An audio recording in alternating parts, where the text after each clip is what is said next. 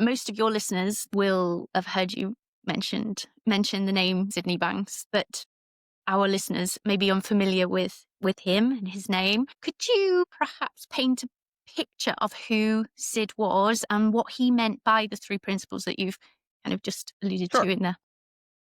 Well, so Sydney Banks, interesting guy. He was a welder who grew up in Scotland, left school about age 14, no formal education, and he emigrated to Canada and was working, funnily enough, where I grew up on the West Coast, working as a welder in a pulp mill. He and his wife had been having various challenges of one sort or another, and so they went on a retreat with a well-known speaker from New York, a kind of relationships counseling retreat. He went on this big retreat, big room full of people, and he saw what they were up to, and it didn't make any sense to him. And so he and his wife decided to leave. But while he was there, he was chatting with someone, telling him about how insecure he was and how he'd been that way his whole life. And it was because of his upbringing. It was because he was adopted and because of all this stuff. And the guy said to him, "You're not insecure. You just think you are." And that simple statement sparked a profound insight in Sid, because while the guy was making a relatively shallow comment in his own mind, because Sid then turned to him and said, "Oh my God, do you realize what you've just said?" And the guy got all shirty and was like, "Yeah, of course I do." Got all up in his head. But Sid heard it at a profoundly, deeply level. What he heard was, oh, all the feelings of insecurity and fear and judgmentalism and anxiety and worry that people have ever experienced since the beginning of time was all created via thought. Now, it's not to say, like, we've got a human nervous system and we have all kinds of survival responses that are built in to get us out of danger. So he wasn't talking about that. It's still useful to be able to jump out of the way of an approaching bus and that sort of thing. But he was talking about the experience of insecurity that most people experience, and more people in our society experiences, just a kind of default setting in their life, or an apparent default setting. And what he realized is, like, he saw this at a deep level, and for a few days just hardly even slept, because he just saw all the fears and worry. He basically had an enlightenment experience. And then a few days later, he had another one and saw, deeply into who we are, our true nature. But the interesting thing about Sid, so he continued to share this understanding with people and that sort of thing. But the interesting thing about him, from my perspective, is it looks to me like he insightfully realized the same thing that the great mystics throughout history have realized. So, Buddha, Jesus, Muhammad, and all the other folks who have had genuine and, full scale ego death enlightenment experiences. So good for him. The thing that looks to me interesting and unique, particularly interesting and unique about Sid, was he had his profound enlightenment experience at a time in history when scientific principles are well understood. And he expressed this not as a set of practices or good ideas or anything like that. He said, no, these are principles. These are fundamental laws of human experience. Now, as you may know, the field of psychology doesn't currently have any foundational principles. So as a result, there are over like 800 different schools of talk therapy and different things you can do. You can imagine if that's what the world of aeronautics was like, we'd have a lot of plane crashes. But in the world of aeronautics, we understand the principle of gravity. We understand the principles behind, thrust, drag, and lift that get a plane off the ground and that sort of thing. And so most planes get to their destination safely. When it comes to psychotherapy, the field of therapy and change work and well-being and all this stuff is still a pre-principles field. And so when I first got introduced to Sid's work, when I first got introduced to it back in 1999, I read a short book by him and went, yeah, already know all that. I ignored it completely. And it took until the beginning of 2009 for me to actually get a glimpse of it. And the first glimpse I got was, oh, everything you've been looking for outside of you is already there within you. Now, I don't mean like cool shoes and TV dinners. I mean like the feelings of well-being and peace and security and joy and love, uh, and the human qualities like resilience and creativity and peace of mind. They're already there within you. They're not some external achievement, and they're not something that you get to have once you reach a certain goal. They're pre-existing facts, they're pre-existing qualities that come preloaded in every single human being. So they are the true default setting. That immediately started reorganizing my goals and objectives, right? It's like, because I saw all the things that I'd been doing so that I could feel happy later, or so that I could feel, and it's like, oh, it doesn't work that way. So that was a big deal for me. My second realization, I saw, oh, the fact that a person can even see or hear or feel or perceive means they have this source of resilience, realization, and transformation already there within them. It's there in everyone. So that immediately made me more hopeful for my clients, because I could see it, whether they could see it or not.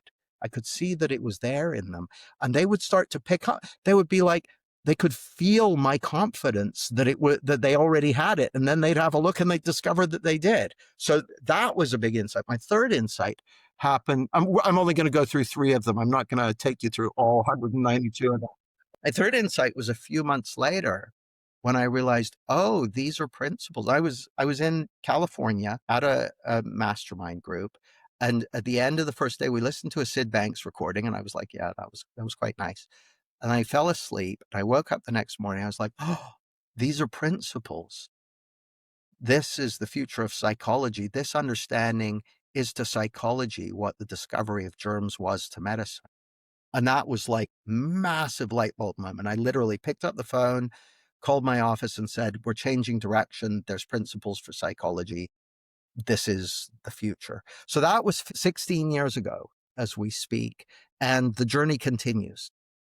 So you asked a picture of Sid Banks and these principles. Well, the interesting thing is, when he first realized this stuff, which was in 1973 or 4, so good 50 plus years ago, when he first realized this, for probably the first 10 or 11 years, he didn't talk about it using the metaphor of principles. So if you listen to the early Sid Banks recordings, how you hear him talking about it is quite reminiscent of people with a very, very deep, people who've had a very deep enlightenment experience, trying to share something of the intangible nature of the spiritual facts that define who we are and what's possible for us. But in the mid 80s, he started using the metaphor of scientific principles. And the interesting thing about scientific principles is they've got three qualities. Number one, they're predictive. So if you know the principles behind something, you can predict outcomes in advance.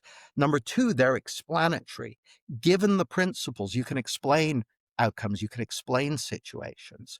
And number three, they're constant. And Sid's, the principles he articulated meet those criteria. So that's what I suddenly kind of insightfully saw back in 2009. And that's what had me kind of turn the boat around and go in an entirely new direction from where I was going. And it looks to me, to this day, it looks to me like these are principles for psychology, or principles for an understanding of the human experience. And they're also the principles that unlock wisdom for every human being. Mm. Yeah, I can remember on the weekends that we had on certification, when you read out of Sid's books, or actually, I didn't know you were actually reading. You just had so many quotes and so many words that I remember at the time. I think at the beginning, there was obviously something that met that deeper place within me. But there was also the mind coming in as, oh, this sounds like a really good idea, but I don't. And then sort of gradually over the years, and sort of hearing other people, picking up a book and just open it and start reading. And it's those words from the earlier times. I think that it is so obvious now. Those words are just so, yeah, just so obvious. It's Oh. funny you say that, Jackie. I have countless experiences of reading or listening to a Sid Banks thing, sometimes over and over again, and being like, what the hell's he on about? Like, what is he talking about? And then I'll have an insight, and suddenly it's like it's child's play. It's like the most basic math equation that you teach a 4-year-old. So it's really interesting. But the one of the things that Sid saw so clearly was that the source of insight, the source of realization, the source of fresh, new perceptual reality resides at the heart of each person's being. And that's the only thing that's going to make a difference to them psychologically and emotionally. And regardless of the words you say, almost. And so he used to say, it all boils down to love and understanding. And to me, that that kind of translates as love, the feeling of connection, the feeling of the knowing of who you really are, and understanding, like knowing who you are and how your experience is created. So our work is inspired by a bit of an alchemy of all the things we've learned along the way, which obviously includes the three principles. But first and foremost, like you've just referred to then, it's really about guiding people back to that deeper intelligence behind life and the wholeness and truth that's always, always present and always has been, but has maybe been forgotten along the way. And we hear you refer to it as the principles behind clarity. And when you meet someone who might be slightly unfamiliar with the three principles, how do you kind of guide them to get a sense of that for themselves, particularly if they're maybe slightly resistant towards it as well? Yeah, well, I'll tell you two things. The first is a guiding principle that I learned from one of my heroes, who was a hypnotherapist. Try saying that 3 times fast. Hypnotherapist called Milton Erickson. And people used to refer to him as the miracle worker or the wizard of the desert, like, because he could spark profound transformations in people who had been considered kind of beyond hope or beyond help. And he was asked about resistant clients, and he said, I don't have any resistant clients because I'm never trying to get anyone to do anything. And so it's kind of interesting. I've often said I don't have any resistant clients, and I've had people call me on it in training courses and say that that's bull. You must have resistant clients. I said, and I'll go, well, role play a resistant client. I remember a very specific example. So this student comes and role plays a very resistant client, and I'm just doing my thing and asking questions and getting their world. And then she goes, "Oh, you've got me. I've kind of melted. I'm in connection." And I turned to the group and said, "See, no resistant clients." They said, "Oh, she was resisting you every step of the way until she wasn't." And I had an insight, which was I wasn't experiencing it as resistance. To give you a personal example, I got handed a Sid Banks book in 1999, and I didn't hear anything for another 10 years, right? So I just assume that some people can see this right away, and for some people it'll take a little longer, but I'm patient. I'm in no rush. But part of why I wrote my book, Clarity, was because it was the book I wished I'd been handed in 1999, because I thought I would have got that. Maybe I wouldn't have, though. Maybe I would have been like, yeah, it's not that simple. So anyway, my first answer to the question is, uh, if you're experiencing someone as resistant to what you're offering them, open to the possibility that the experience of resistance is coming from within you rather than them. Now, that's not to say that everyone's going to immediately accept or get or understand what you're saying. But so the second thing is, my starting point, uh, Ellie, is always to try and get their world. I wanna get their world. I wanna find out what's going on for them, and I'm never really trying to explain the principles to them, because I know the only thing that's gonna make a difference to them is their own insight. So rather than trying to explain anything, my kind of objective, if you like, is to help create the conditions where they have that insight for themselves. And so then it raises the question, well, how can you create the conditions for insight? And on the one hand, insight is unconditional, right? Viktor Frankl famously had profound insights that led to the founding of his school of psychotherapy called logotherapy while being in a Nazi concentration camp. So those seem like possibly the worst conditions for insight, but he still had one. So it's not conditional. So when I say the conditions for insight, I'm sort of putting grocers apostrophes around it. But uh, what I've noticed is that the things that help make it easier for people to have insights are listening, really listening very deeply to them, uh, being in a settled down feeling and being at home to who I really am, modeling insightfulness and being willing to look in the direction of the unknown, curiosity. Like it seems to me that the very nature of curiosity is to guide us to what we don't yet know. And so when I'm looking to help someone have insights, I'm going to be following my own curiosity because then I'll be modeling being happy not knowing stuff, right? So I find that when people are, whatever you might call it, demonstrating what you might describe as resistance or oppositionality or whatever, the quick path is to get curious about them and their what I found over the years is that when people genuinely feel listened to and understood, they just open up like a flower. I've heard you say so many times, built for reality and you're optimized for results or change or whatever. I can remember you saying those words so much when we worked together. And in your book, Results, you just mentioned clarity there, but in your book, Results, you talk about deep the deep drivers you've kind of alluded to, that the natural leadership qualities that show up when we understand how life is working from the inside out, who we truly are. And you've just been talking about when you're clear and of clear who you really are.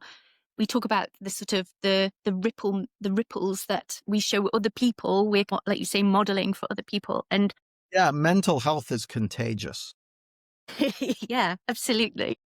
But we've also seen, and from kind of experience, that, you know, that we're often run by unconscious drivers, unconscious conditioning, the old thoughts and feelings and beliefs that make us reactive and fearful and resistant.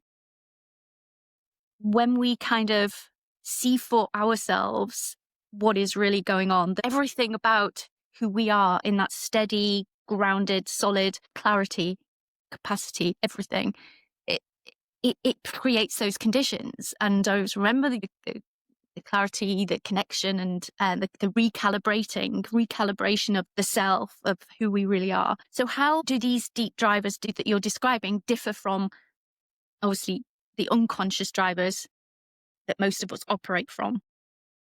I'd say they're all unconscious, like they're all built in. The the kind of what we might call high character or desirable qualities like, presence and resilience and, purpose and clarity and, uh, uh, motivation or love and connection or joy or happiness. These are all built in. But then so are the systems that allow us to go into fight or flight to save our lives and that sort of thing. The issue isn't that some of them are built in and some of them aren't. You started what you were saying, Jackie, by saying we're built for reality. When I say we're built for reality, I'm working on the basis that we've evolved over millions and millions of years. And that every single person listening to this podcast and the three of us, we've all come from a long line of human beings I won't even say human beings, a long line of creatures who managed to do two things. They managed to survive until breeding age, and they managed to hook up with someone else at least once and pass on their genetic material. And that's happened over and over and over and over again, millions of times in an unbroken line to now, on a planet where most creatures, like 90% of creatures, get eaten before they reach breeding age. So that means that by definition, each person on the planet today is the result of the longest product development cycle in history, like an unbroken genetic line of millions of years. And we're profoundly adapted for life on this planet, which until very recently was a pretty rough place. For most people, most of the time, it's now a lot better. If you look at global standard of living and that sort of thing, it's a lot better than it was for most of human history. But we're built for a world. We're capable of more than we think. We're able to get over stuff. And it's funny, the modern, let's say, the cultural, our current cultural understanding of mental health and mental illness and mental dis-ease is profoundly at odds with the fact of our experience. I've got a book here called Individual Differences in Post-Traumatic Response by Marilyn Bowman. And Bowman did a meta-analysis of all the studies that had been done on post-traumatic stress disorder. And what she found was that actually most of the time when people were subjected to some kind of toxic event like a crime or a disaster or that sort of thing, 90% of people got over it completely within 90 days and even exhibited signs of what's now referred to as post-traumatic growth, right? And yet our cultural story about trauma is that if a person is in contact with a so-called toxic event, then they will get trauma and that's right. Well, that's just not true. There's no truth in that. And so we're built for reality. We're capable of more than we think because we are more than we think. And the deep drivers of, love and peace and well-being and wisdom and clarity and connection and purpose and direction, they're always there within us. And the only thing that gets in the way is what I refer to as contaminated thinking being generated by a mistaken belief about where our experience is coming from and who we really are. And that's it. And the moment you wake up from that misunderstanding, the snow globe clears. It's like snow globe. That misunderstanding shakes, like a snow globe that a child might have. That misunderstanding shakes up the snow globe and gets your head all full of stuff. But the moment you see through it, the dust settles or the snow settles, the water clears. Because clarity is your mind's natural state. Thanks for your attention. I look forward to seeing you soon.